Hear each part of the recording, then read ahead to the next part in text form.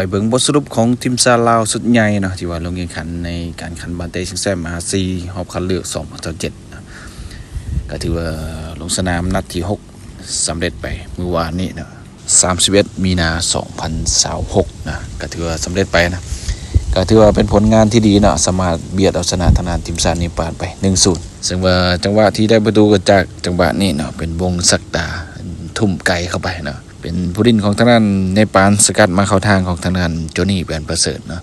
จ่ายทะลุซองให้กับทางด้านบุญพจันทร์บุญกองยิงเข้าไปประตูใส่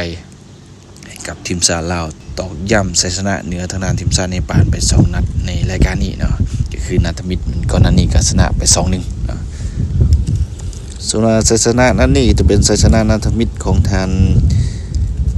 บราโดเนาะหัวหน้าคู่ฝึกชาวเซอร์เบียของทีมชาติลาวที่ว่ามาทำหน้าที่คุมทีมชาติลาวเป็นนัดมิตรนะก็เป็นชัยชนะนัดมิตรนะเป็นการเอาเลิกเอาชัยกันเลยเนาะก่อนจะดูรายการใหญ่อีกครั้งหนึ่งเนาะในไวๆนี้เนาะส่วนบทสรุปรายการนี้เนาะก็ทีมชาติเวียดนามก็ยังเป็นที่1ของกลุ่มเนาะลงสนามไป6นัดชนะรวดมี18คะแนนเนื่องจากว่ามาเลเซียมันถูกตัด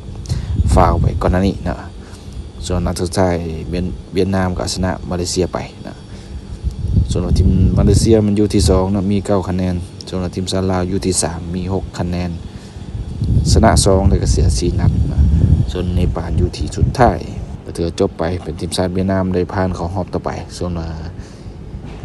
มาเลเซียลาวเนปาลตกรอบเนาะรายการนี้เดี๋ยวไปเบิ่งบทสัมภาษณ์ปิดท้ายของบุญพจันทร์บุญกองฮีโร่ของทีมชาติลาวโดยสบายดีโดยแนะนำตัว โดยสบายดีครับพระเจ้าบุญพระจันทร์บุญกองเป็นหัวหน้าทีมของ